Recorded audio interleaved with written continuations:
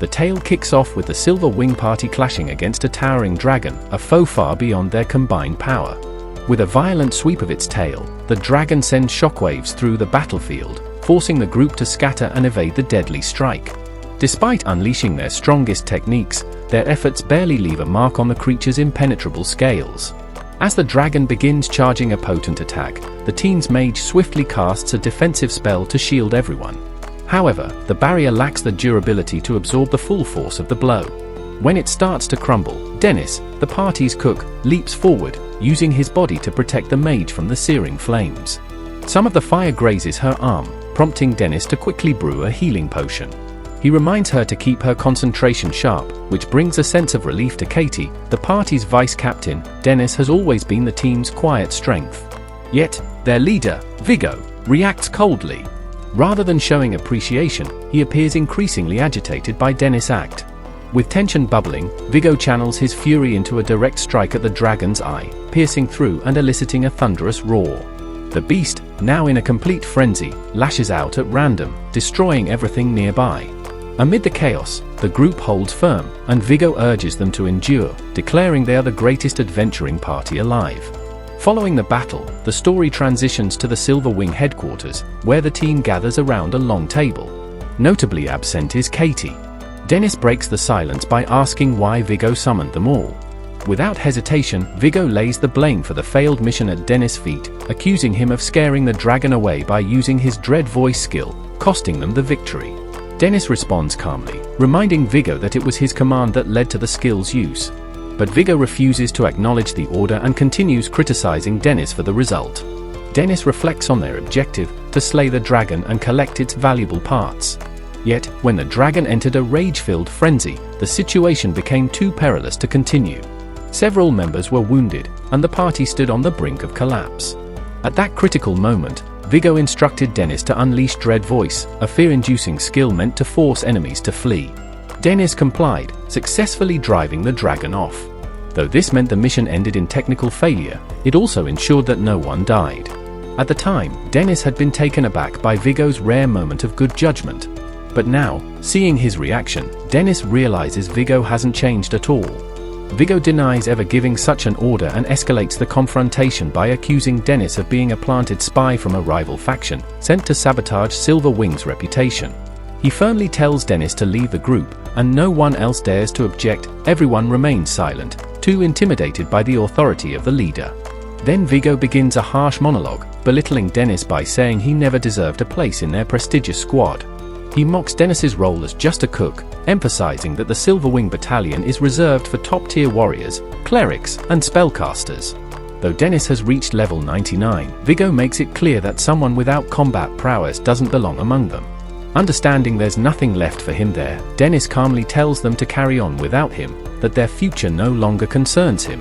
With quiet dignity, he turns and exits, walking away from the group he had loyally supported for so long. Soon after, Dennis finds himself strolling through the bustling streets of the royal capital, already bracing himself for the farewell he must make to this city too. As he walks, a small child accidentally collides with him and loses hold of her balloon, which drifts into the air. She begins to cry, but Dennis swiftly snatches it back and gently returns it to her, softly reminding her not to let go of the things that matter. From afar, Viggo watches the scene unfold, his expression unreadable, and quietly begins to execute the next phase of his hidden agenda. As Dennis prepares to leave the city behind, Katie suddenly appears, trying to stop him. Despite the rest of the party dismissing Dennis's importance, she recognizes how essential he truly was. From creating medicine and performing alchemy to cooking nourishing meals, Dennis handled all the behind-the-scenes duties that kept them going.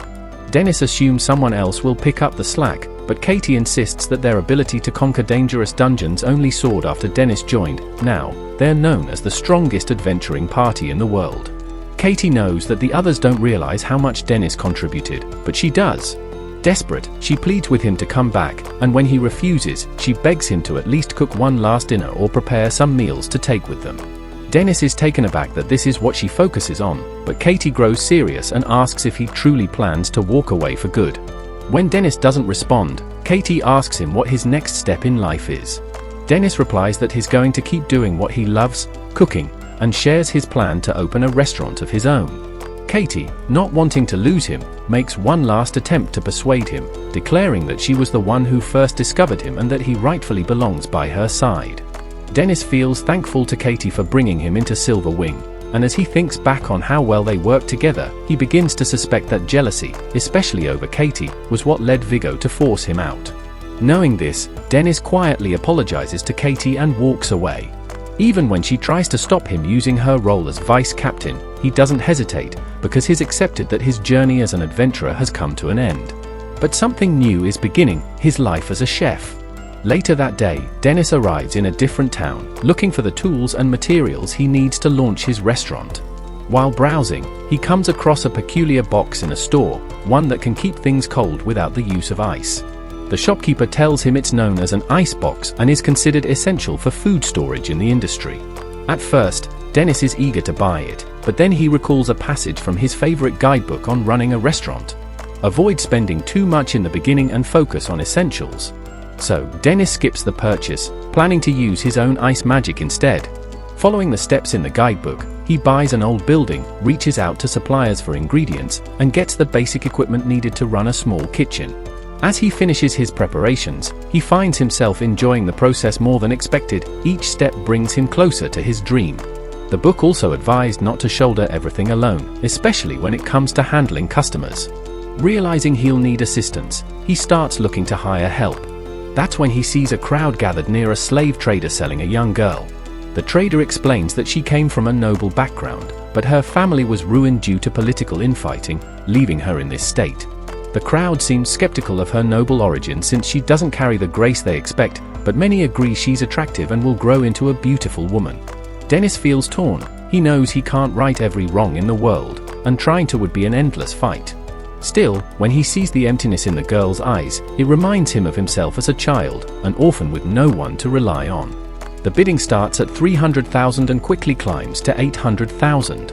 Hoping to free her, Dennis offers a bid of 1 million. Just when he thinks he has it, the same store owner he met earlier makes a higher offer, 1.5 million. He casually remarks that the girl is adorable and that he'll look after her personally. Dennis tries to withhold judgment, but the man gives off an unsettling vibe. The crowd begins whispering, and the general consensus is clear: if the girl goes with that man, her future will be bleak. Dennis knows he can't let the situation unfold any further, so he raises his bid once again.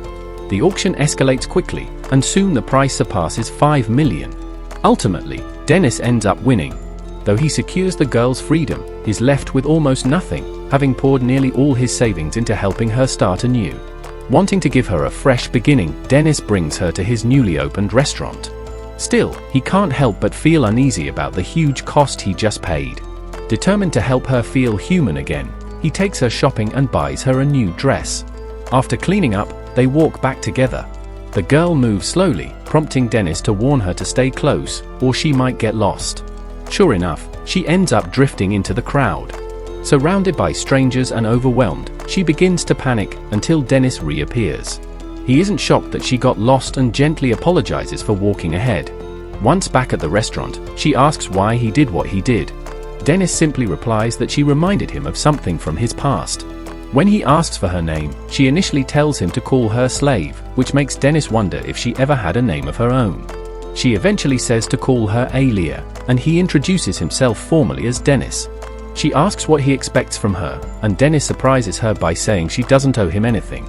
He tells her she can stay in the upstairs rooms, or leave if she wishes. She's free now. Alia is stunned by this revelation, but before she can react further, her stomach lets out a loud growl. Dennis chuckles and decides to make them something to eat. As he begins cooking, a rich and mouth-watering aroma fills the restaurant. Alia is visibly moved by the delicious smell. Once the meal is ready, they sit down and eat together. The food touches her deeply, and she starts crying while eating. Dennis silently notes that he has no idea what she's been through, and he won't ask unless she chooses to share. During the meal, she suddenly begins choking, and Dennis quickly comes to her aid.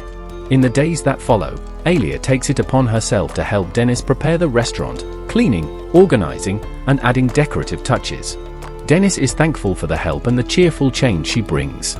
Soon, everything is ready, and Dennis gives the place its official name, the Adventurers Restaurant.